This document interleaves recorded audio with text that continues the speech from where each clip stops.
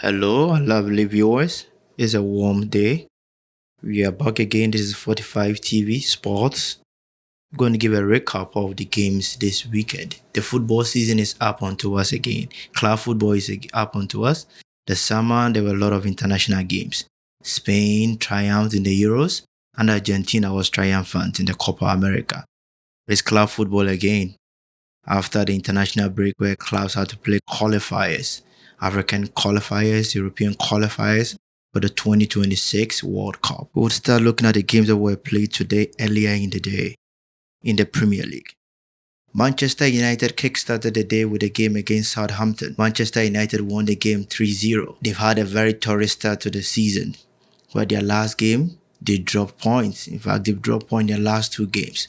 So this game was a must-win game for them after the international break. And Marcus Rashford, who has been very abused by most of the fans, they are expecting a lot from Marcus Rashford. He stepped up. He scored the first goal. And Garnacho, who last few games have not been starting, but he came up from the bench and gave Manchester United the third goal. Matthijs de Ligt had a very disappointing game for Netherlands in the international break. He came off at halftime. It was a very horrid performance for him. But he vindicated himself by giving a goal and also securing a clean sheet for Manchester United. It was not the start Manchester United wanted, but then the goals came in so early to be able to balance the results, tilt in their favor. They won by a comfortable 3-0. Yes, Southampton had a red card, but the red card, I think, didn't affect the match that much because they were cruise control. Brighton and Ipswich was 0-0. The Brighton's new manager, they are yet to lose a game too. At the back of winning the Premier League Manager of the Month, it was a game that a lot of football enthusiasts were expecting Brighton to win, but then it was a 0-0. It's good for Brighton. Crystal Palace and Leicester City, it was 2-2. They shared parity in the game. It was a game that both sides could have taken advantage. Crystal Palace, Leicester City actually started the game on a good foot, but then the game couldn't go as Leicester City wanted. As at the 46th minute, Leicester City was leading by 2-0, but Crystal Palace fought back and it was a 2-all game. We'll look at Liverpool's game. Arne Slot started this season on a fantastic run of games. Liverpool had not even considered a single goal at the start of the season. Many were trying to draw comparison between Arne Slot and Klopp with the game that he was playing. But then, as we always say, after international break, there are a lot of upsets that happens. Liverpool had an upset against Nottingham Forest at Anfield. They lost 1-0. It was a game that a lot of Liverpool fans wouldn't be happy with this result. But then that is football. There are a lot of surprises that comes into it. And we'll look at Aston Villa and Everton. It was also an exciting fixture. We all know how good Aston Villa were last season under Unai Emery. It was a very resurgent Aston Villa last season. They made their way all the way through the top four and they qualified for this year's Champions League. So there are a lot of expectations for Aston Villa coming into this season. And they didn't disappoint their fans today at home, and the darling boy of Aston Villa, Duran. What an exciting form this chap is turning out this season. He came up with a last-minute goal. It was a sumptuous goal to be able to give Aston Villa the 3 maximum point. It's a long season, and Manchester City cruise. Brentford, through Weiser, scored the first goal. But Manchester City, as they've done in a number of games this season, he came from behind to win the games 2-1. And who else? The beast himself, the machine himself, Erling Haaland. He gave them the 2 goals. It was the first goal he scored after he was teed up by Kevin De Bruyne. And the second goal was such an exciting goal. It passed all the way back from their goalkeeper, Ederson Moraes. He passed the ball all the way back to him. He beat the defender and he scored such a sumptuous goal. He's already scored 8 goals in the Premier League in 4 matches. Many are saying that he's on cruise to beat his own record that he set. Can he beat Messi's 91 goal record in the season? He could possibly do that. He's a goal machine. He's in a very scintillating form.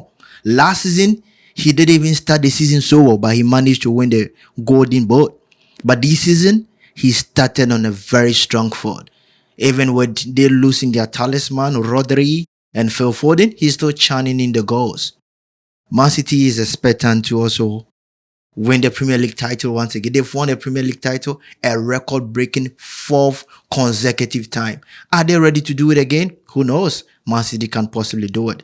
Odds are all in their favor. The only team that could possibly push them to the wall is possibly Arsenal. Do Arsenal have what it takes to push them to the wall? Arsenal have a lot of injury worries in their camp. Their best player, their captain, Martin Odegaard, he's out injured for a couple of weeks. They're already missing Mikel Merino. He's here to play a game for them after his transfer from Real Sociedad this summer. Alexander Shizenko is already out, but then they wouldn't miss him so much. Joran Timber has been deputizing for him at left back. They're already missing Gabriel Jesus through a long-term injury. Arsenal's games tomorrow is going to be a very important game. They are playing against Tottenham. That is a North London derby. It's a game after they dropped point last weekend. Arsenal fans, Gunners, are expecting a reaction from their players because City can't afford to give them a huge lead because chasing City is no easy feat. Let's look at some couple of games in La Liga too. It started with Villarreal. Villarreal, they are in a very good start of the season. Much of the games that Villarreal have played this season have to do with them winning at the death. And they've been doing it repeatedly, winning at the last kick of the game. Are they the new Leverkusen? Who knows? They could possibly do it. As we speak now, Real Madrid also playing a game. As of now, is 0-0 against Real Sociedad at the La Real Arena in San Sebastian. Madrid haven't started the season so well. They've dropped points in two games that a lot of people would have expected Madrid to win against Las Palmas. That was a game that a lot of football enthusiasts, Real Madrid fans were expecting Madrid to cruise, but then they dropped points. It was a 1-1. They also dropped points against Real Mallorca away. It was a 1-1 game. So this game, what's the results? And let's look at the Serie A too. There are a couple of games in the Serie A. And the Serie A today, one shocking result that happened today is Juventus game. It's a very shocking game for Juventus today in the Serie A. It was a 0-0 against Empoli. Juventus are in a good start of the season. A lot of people expected Juventus to win this game with Thiago Motta, with the new players that they brought, Douglas Luiz, and the new signings that they've had. People were expecting them to have an easy one, but Empoli gave them a good run for their money. It was a 0-0 game. Tomorrow, most of the big teams are going to play. And as we're speaking now, AC Milan is leading Verona by 4-0. Wow! A lot of people were expecting AC Milan to start the season so well because in the preseason, they were in scintillating form. In the preseason, they were beating a lot of big teams during the preseason, but it didn't translate to the start of the season. But I believe the international break has done AC Milan a lot of good. It's done them a lot of good. So AC Milan, they are cruising in the 4-0. And in the Bundesliga, Leverkusen, they started the game today by beating Hoffenheim by 4-1. It was a very good game for them. After they had dropped points, the last game, they went the whole of last season without losing a game. But in their last game in the Bundesliga, they dropped points. And Bayern Munich also won their game today against the newly promoted side. It's going to be a very exciting season in the Bundesliga. Would Bayern Munich relinquish their title back after 11 years running of winning the Bundesliga? Finally, Leverkusen was able to dethrone them. Would Bayern Munich relinquish their authority as the greatest team in the German football by winning the Bundesliga back this season? Or Leverkusen is yet again winning again and creating a dynasty of their own?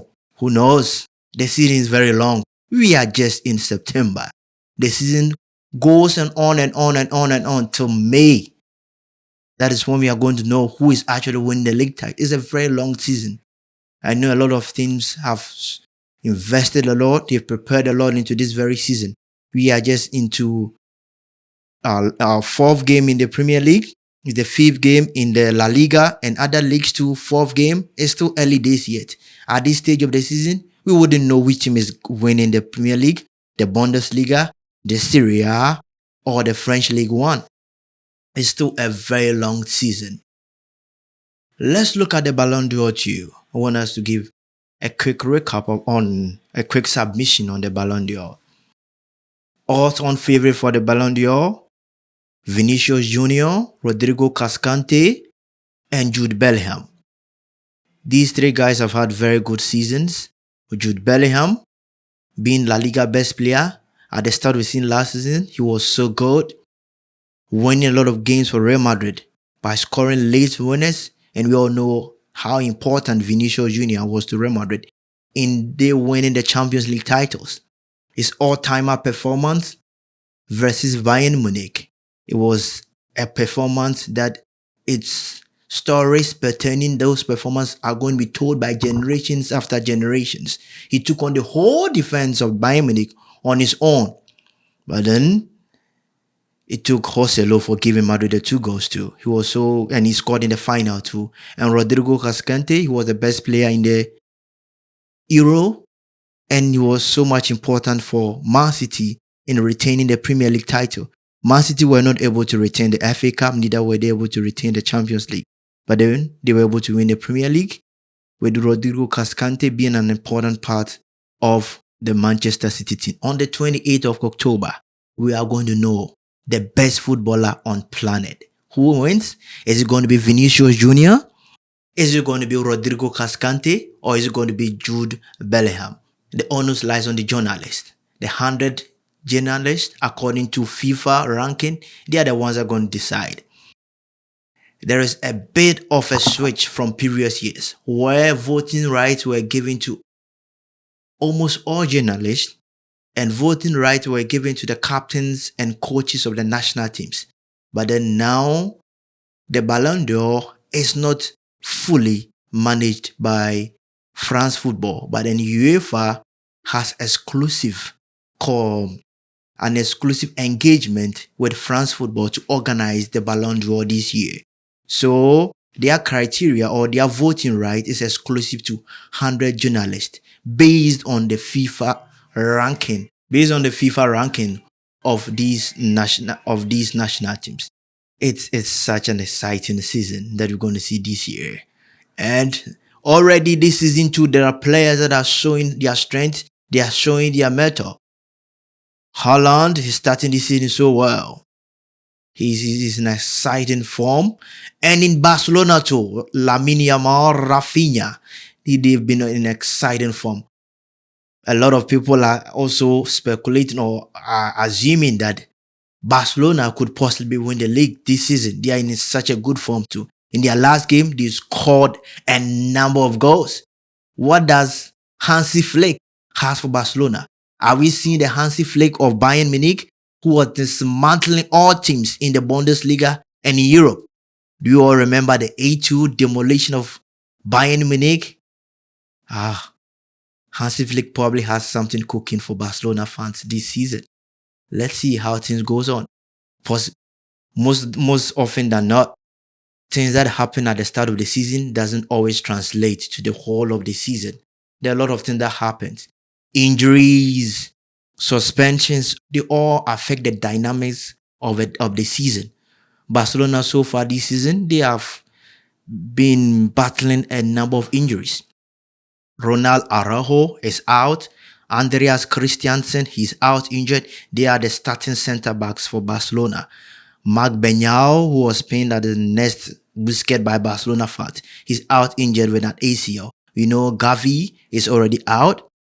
They lost Gundogan, who to me arguably was their best mate for the last season. He's gone back to Man City. They are losing a lot of key players. Frankie de Jong is out injured. But then Hansi Flick is still churning on results.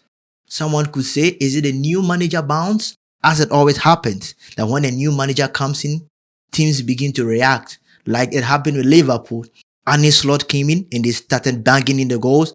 They started churning in the results, but today they lost to Nottingham Forest. Would same happen to Barcelona tomorrow in their games against Girona? Before I forget, last season Girona beat Barcelona both away and at home at the Montjuic. So would Michel do the double over Barcelona again this season? Let's see. Who knows? Barcelona are in such a good form. Girona haven't been in that exciting form that they were last season. They've lost their best midfielder in Alex Garcia. They've lost their top striker to Roma, Artem Dovik. They've lost their best defender last season, Eric Garcia, to Barcelona. He was on loan from Barcelona. They've lost him. So it's such an exciting season we are all looking at. And this weekend, there are a lot of games that is coming this weekend. And next week, there is the UEFA Champions League. The newly UEFA Champions League. We'll have time and talk about the Champions League. Now, before we leave, I want you to subscribe, like, and share our content. This is Sports on 45 TV. Bye-bye.